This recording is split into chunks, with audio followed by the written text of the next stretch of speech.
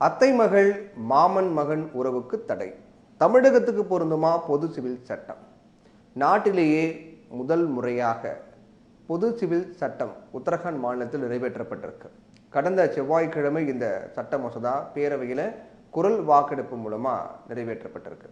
கடந்த 2022ஆம் ஆண்டு பாரதிய ஜனதா ஆட்சிக்கு வந்தது முதலே பொது சிவில் சட்டத்தை கொண்டு வரும் முயற்சி மேற்கொள்ளப்பட்டு அதற்கு பிறகு ஓய்வு பெற்ற நீதிபதி ரஞ்சனா பிரகாஷ் தேசாய் தலைமையில் ஒரு கமிட்டி அமைக்கப்பட்டது.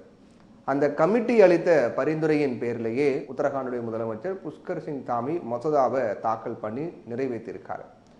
சரி, பொது சிவில் சட்டத்தில் திருமணம் தொடர்பான விஷயங்கள்ல என்னென்ன விஷயங்கள்லாம் சொல்லியிருக்கு அப்படின்னு பார்க்கலாம். திருமணத்தின் போது மணமகனுக்கு ஏற்கனவே உயிரோடு இருக்கக்கூடிய மனைவியோ அல்லது மணமகளுக்கு ஏற்கனவே திருமணமாகி உயிரோடு இருக்கக்கூடிய கணவனோ இருக்கக்கூடாது அப்படிங்கிறது இந்த சட்டம் சொல்லுது. அதே போன்று திருமணத்தின் போது ஆணுக்கு 21 வயதும் பெண்ணுக்கு 18 வயதும் நிறைவடைந்திருக்க வேண்டும் அப்படின்னு இந்த சட்டங்கள் சொல்லுது. இன்னும் நிறைய விஷயங்கள் சொல்லுது. வெவ்வேறு மதங்களை சேர்ந்தவர்கள் தங்களுடைய மத சடங்குகள் படி திருமணம் செய்து கொள்ளலாம். எந்த சடங்காக இருந்தாலும் திருமணத்தை பதிவு செய்வது கட்டாயம் ஆக்கப்பட்டிருக்கு. எந்த மதமாக வேணா இருந்துக்கோங்க, உங்களுடைய மத சடங்குபடி திருமணம் பண்ணிக்கோங்க. ஆனால் யாராக இருந்தாலும் திருமணத்தை சட்டப்படி பதிவு பண்ணணும். திருமணம் பதிவு பண்ணலை அப்படின்னா அந்த திருமணம் செல்லாது அப்படின்னு சொல்லப்பட்டிருக்கு. இந்த மசோதாவின் கீழ் ஒருத்தர் எப்போது விவாகரத்துக்கு விண்ணப்பிக்கலாம் அப்படிங்கிறதுக்கு பல விதிகள்லாம் கொடுக்கப்பட்டிருக்கு. இந்த பொது சிவில் சட்டத்துப்படி ஒருத்தர் எப்போதெல்லாம் விவாகரத்துக்கு முக்கியத்துவம், அதாவது விவாகரத்துக்கு முன்னெடுக்கலாம் அப்படிங்கிற மாதிரி நிறைய விஷயங்கள்லாம் சொல்லப்பட்டிருக்கு. நிறைய விதிகள்லாம் அதில் கொடுக்கப்பட்டிருக்கு. கணவன் மனைவி 2 பேரில் ஒருத்தர் வேறு ஒருவரோட உடல் ரீதியான தொடர்பு வச்சிருந்தால், கணவன் அல்லது மனைவி கொடூரமாக நடந்து கொண்டால், திருமணத்திற்கு பிறகு குறைந்தது 2 வருடங்கள் இருவரும் தனித்தனியாக வாழ்ந்தால், ஒருத்தர் மதம் மாறி இருந்தால் அல்லது மனநலம் பாதிக்கப்பட்டவராக இருந்தால், அவங்கள யாருக்கேனும் ஒருவருக்கு பால்வினை நோய் இருந்தால் அல்லது 7 ஆண்டுகளாக ஒருவரை ஒருவர் தொடர்பு கொள்ளாமல் இருந்தால், திருமணமாகி 1 வருடத்துக்குள்ள விவாகரத்து கோருவது தடை செய்யப்படும். ஆனால் அரிதான சந்தர்ப்பங்களில் அதை தாக்கல் செய்யலாம் அப்படின்னும் இந்த சட்டம் சொல்லுது. ஒருத்தர் எப்பப்பெல்லாம் விவாகரத்து கோரலாம் அப்படிங்கிற வகையில் நிறைய விஷயங்கள் சொல்லப்பட்டிருக்கு. அதே போன்று அந்த விவாகரத்து கோருவதற்கான கால நிர்ணயம் என்ன அப்படிங்கிற மாதிரி சொல்லி அரிதான நிகழ்வு அப்படின்னா தாக்கல் பண்ணலாம், அந்த குறிப்பிட்ட இடைவெளிக்குள்ளே தாக்கல் பண்ணலாம் அப்படின்னு சட்டம் சொல்லுது. விவாகரத்து அப்படிங்கிறது ஒருவருடைய பழக்க வழக்கங்கள் மற்றும் மரபுகளின் படி செய்ய முடியாது. ஒருத்தரும் ஒரு பழக்க வழக்கங்கள் பின்பற்றுவாங்க, மரபு பின்பற்றுவாங்க இல்லையா, அந்த மாதிரி பண்ண முடியாது. அதே போல லிவின் உறவில் வாழக்கூடிய, அதாவது திருமணம் செய்யாமலேயே சேர்ந்து வாழக்கூடிய தம்பதிகள் தங்களுடைய விவரங்களை மாவட்ட பதிவாளர்கிட்ட வழங்கலாம். அது மட்டும் இல்லாமல் அவங்களுக்கு குழந்தை பிறந்தால் அங்கீகாரமும் வழங்கப்படும். லிவின் உறவு முடிவுக்கு வந்தால் அதையும் அங்கே போய் தெரிவிக்கணும். உத்தரகாண்ட் பொது சிவில் சட்டம் இப்படியெல்லாம் சொல்லுது. அதே போல் யாரையெல்லாம் திருமணம் செய்யக்கூடாது அப்படின்னு ஒரு லிஸ்ட்டு வெளியிடப்பட்டிருக்கு. அது வேடிக்கையாக கூட இருக்குன்னு சொல்லலாம், பார்த்தா ரொம்ப காமெடியாக கூட இருக்குது. யாரெல்லாம் திருமணம் பண்ணிக்க கூடாது அப்படின்னு அந்த சட்டம் சொல்லுது. பொது சிவில் சட்டம் யாரெல்லாம் நீங்கள் திருமணம் பண்ணிக்க கூடாது அப்படின்னு சொல்லுது.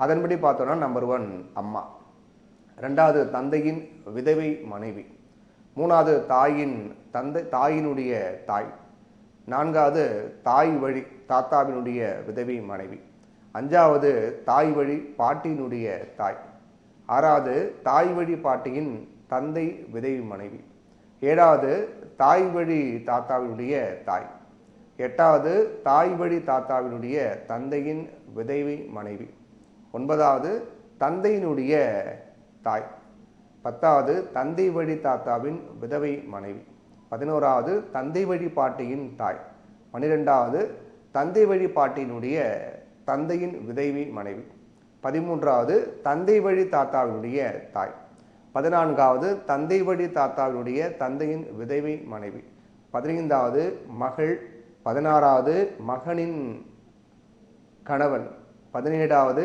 மகள் வழி பேத்தி, 18வது மகள் வழி பேரனுடைய மகனின் விதவி மனைவி, 19வது மகன் வழி பேத்தி, 20வது மகன் வழி பேரனுடைய விதவை மனைவி, 21வது மகள் வழி பேத்தினுடைய மகள். இவங்க எல்லாரையும் திருமணம் பண்ணிக்க கூடாது. அதாவது பல உறவு முறைகள்லாம் சொல்லப்பட்டு அந்த உறவு முறைக்குட்பட்டவர்களை திருமணம் பண்ணக்கூடாது அப்படிங்கிற மாதிரி சட்டங்கள் சொல்லுது. இன்னும் அது மட்டும் இல்லாமல் இன்னும் நிறைய உறவுகள்லாம் இருக்கு.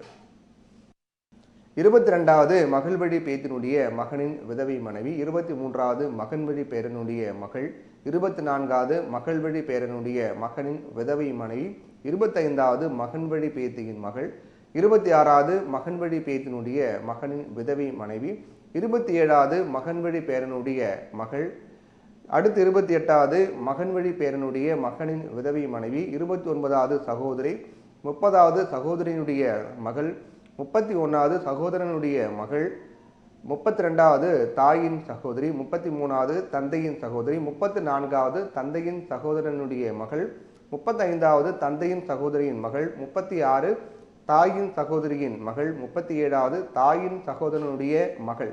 இவங்க எல்லாரையும் இந்த உறவு முறைக்குட்பட்ட இவங்க எல்லாரையும் திருமணம் செய்யக்கூடாது, திருமணம் செய்ய தடை அப்படின்னு குறிப்பிடப்பட்டிருக்கு.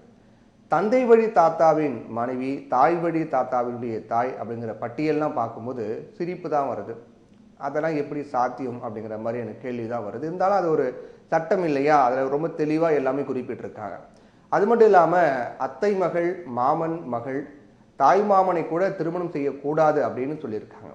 இது எந்த வகையில் ஏற்றுக்கொள்ள முடியும் தமிழகத்துக்கு பார்த்தீங்களா? இந்த தடை உத்தரகாண்டுக்கு பொருந்துமோ இல்லையோ தெரியாது. ஆனால் தமிழ்நாட்டுக்கு நிச்சயமாக அத்தை மகள், மாமன் மகள் அப்படிங்கிற ரொமான்ஸான உறவுக்கு தடை அப்படின்னா நிச்சயமாக ஏற்றுக்கொள்ள மாட்டார்கள்.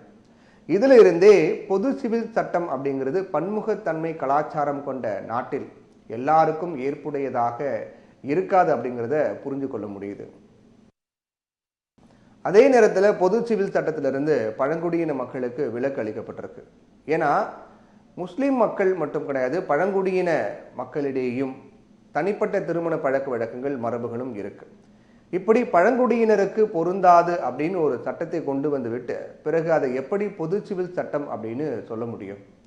ஒரு குறிப்பிட்ட சமூகத்துக்கு பொருந்தாதுன்னு சொல்லிட்டாங்க, ஆனால் சட்டம் பேர் மட்டும் பொது சிவில் சட்டம். இது எப்படி? லாஜிக்காவே கிடையாது, வேடிக்கையாக தான் இருக்கு. ஆனாலும் உத்தரகாண்டில் பழங்குடியினர் அதிகமாக இருப்பதால் விதிவிலக்கு தந்துவிட்டு முஸ்லிம்கள் கணிசமாக இல்லாத நிலையில் இந்த பொது சிவில் சட்டத்தை பாஜக அரசு கொண்டு வந்திருக்கிறாங்க. 17 மாநிலங்களில் பாஜக அல்லது பாஜக பங்கெடுக்கும் கூட்டணி ஆட்சி இருந்து வரக்கூடிய நிலையில் உத்தரகாண்டில் ஆழம் பார்க்கவே இந்த பொது சிவில் சட்டம் கொண்டு வரப்பட்டிருக்கிறதாக மூத்த பத்திரிகைகளெல்லாம் சொல்கிறாங்க. பார்க்கலாம் அங்கே அந்த ஸ்டேட்டில் பொது சிவில் சட்டம் என்ன தாக்கத்தை ஏற்படுத்துது, அது மற்ற மாநிலங்களுக்கு வருவதற்கான வாய்ப்பு இருக்கா அப்படிங்கிறத நம்ம பொறுத்திருந்து பார்க்கலாம்.